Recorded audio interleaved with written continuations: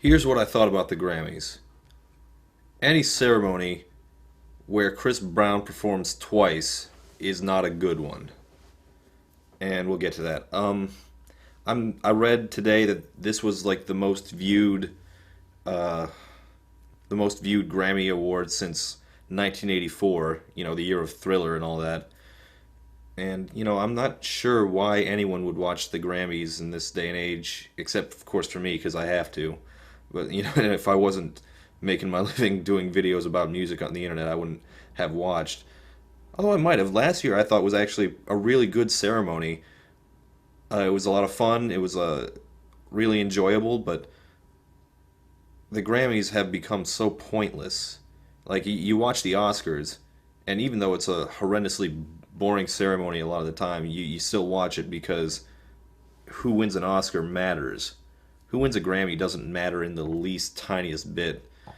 And in the past few years, what I've noticed is that they deal with that by not even pretending that the awards matter anymore. They're just like, why don't we just throw on a really, really, really good bunch of performances, and that'll do it. And last year, I thought that worked pretty well. Can't remember everything, but I really enjoyed it. And this year, it was just kind of bleh. Um, like started off with Springsteen. Springsteen was good, and I guess what made this ceremony matter, what made people want to tune in, is both A, Adele, and B, the death of Whitney Houston the night before. Now, Adele won everything, obviously. No one was surprised. Absolutely no one was surprised. And that may be the only reason that everyone tuned in because, like, 21 by Adele is like the last album that has actually mattered to the public, to the general public. Like, people care about singles nowadays, but they don't care about albums. They cared about 21 by Adele, though, so I can see why that might have gotten the rise in viewership. And Whitney, of course, Whitney and the Grammys, like, Whitney Houston existed to win Grammys.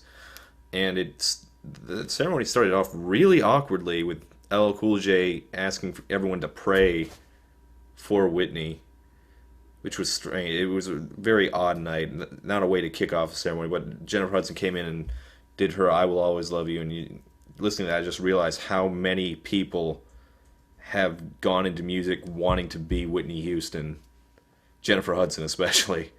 But so I guess like Whitney's death actually kind of lent significance to the Grammys that it doesn't usually have. They only gave out a few awards, one per per genre, and so much stuff happened off screen. Like they've got like 150 awards, and they only showed like six on screen, and one of them, of all people, had to go to Chris freaking Brown.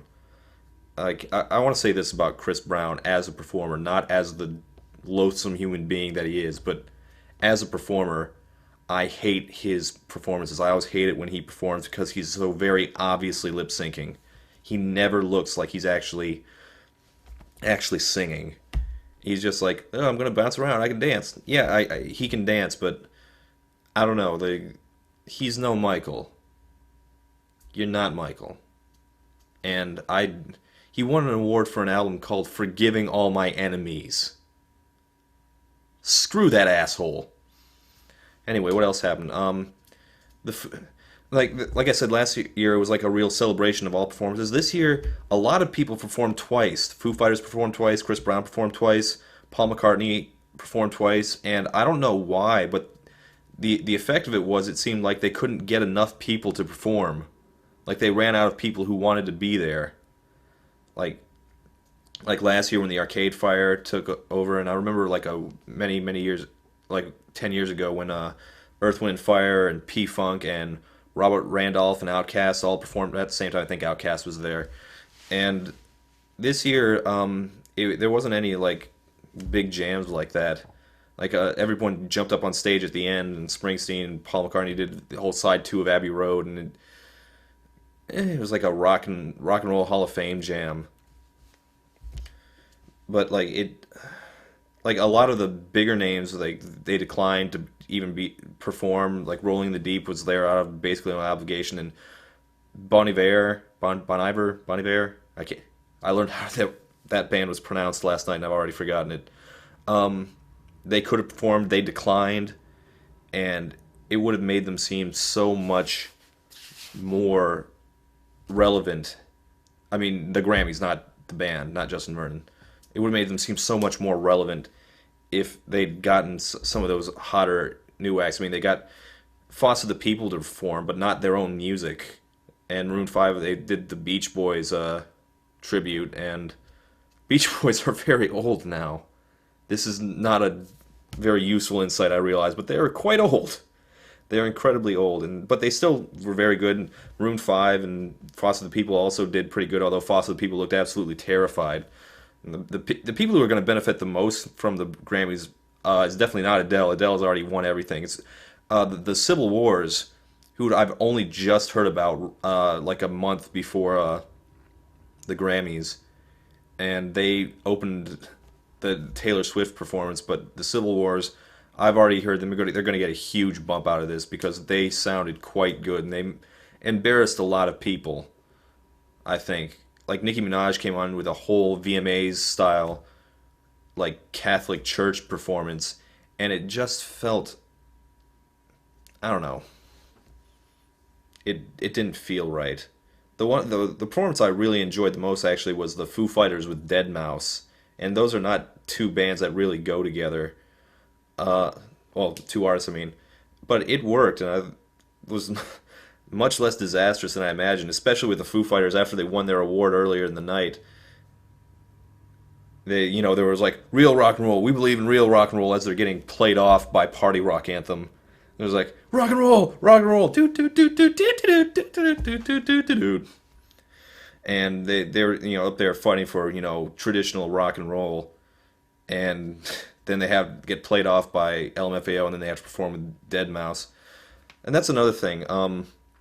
Skrillex, the annoyingly popular dubstep musician, won a bunch of stuff.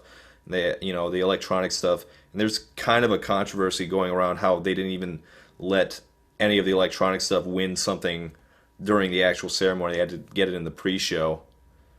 But I remember like reading like in 1988, hip hop had to sit at the kids' table. They didn't get their awards for the first time up there, and Will Smith and Public Enemy were really upset, and I think the electronica people, they're upset in the same way, but I think the Grammys also mattered a lot more in the 80s than they do now. And like the really good performances were the Foo Fighters, both the times they performed, they had to perform outside, and I think they were thinking an actual like concert crowd would be more receptive and make it seem much more energized. But it is also like we're making you play out here because you're you're not good enough to play in the same stage as Paul McCartney and Springsteen and the Beach Boys and the People Who Matter. Also, here's another thing that didn't work, and it was just really awkward. Rihanna and Coldplay. Have I used the word awkward enough? Yes, I probably have. Anyway, Rihanna and Coldplay, they kept hyping up their duet. Rihanna and Coldplay, they're going to sing together. And they kind of did, but it was more like Coldplay started their performance before Rihanna had finished hers. So there was just like this tiny, tiny little overlap. And Rihanna sang her song. They sang like for 30 seconds together, and Coldplay, they played their song. And it's just one of those things, it's just like an award ceremony that just doesn't work. Like, I'm not sure what the point of the Grammys is nowadays. They're either trying to legitimize the old people music by tying it in with these hot new artists, or they're trying to legitimize the new artists by having them play with the legends. I don't know. They kind of split the difference, and they can't find the tone they're looking for. And let's see, who have I not gotten to yet? Adele was fine, and she was quite. I think that's the first time I ever heard the word snot used in a acceptance speech. Although that's only because the band Snot was never nominated for anything, which I think is a shame. Yeah, I think that's about it. Everyone was cheering on Adele, and you know, it's Adele was obviously going to win. She's both A, massively popular, and B, makes the kind of music that the Grammys love. Although I actually decided to listen to all the Grammy albums that were nominated this year for for album of the year. They nominated Doo Wops and Hooligans by Bruno Mars. They nominated Loud by Rihanna, and I listened to them. They're not albums. They're just a bunch of songs slammed together, but they're not album statements the way that 21 is or Born This Way was, or and especially this was shocking that Kanye West was not nominated for My Beautiful Dark Twisted Fantasy for album of the year. I mean, that was like getting so many 10 out of 10, so many A's and just 5-star reviews. Everyone loved that album. That didn't get nominated. Maybe that's why Kanye sat this one out, because God knows. Kanye actually won something, which he should win more often because it causes less heartache and pain for everyone. But Jay Z and Kanye actually won an award, and they were the only people who didn't even bother to show up. I guess they're just too good for the Grammys, and that's the impression I got from this. People who were performing at the Grammys weren't doing it to build buzz the way the Arcade Fire did last year, or the Civil Wars did. They were the only ones who did it this year. It's just like it's kind of like just an industry obligation. Like they're going to their release party, or they're going to do a press junket or something. It's just something you have to do. That's the impression that I got. I mean, LL Cool J did his best to keep things out, and he looks so young. He still looks exactly like he did in 1990. I don't get it. Like him and Chris Brown look at the same age. Man, I hope I look that good. Although, of course, you'll never know because you'll never see this. So don't worry about it. Well, the Grammys underwhelming this year. I think that's all I need to say about it.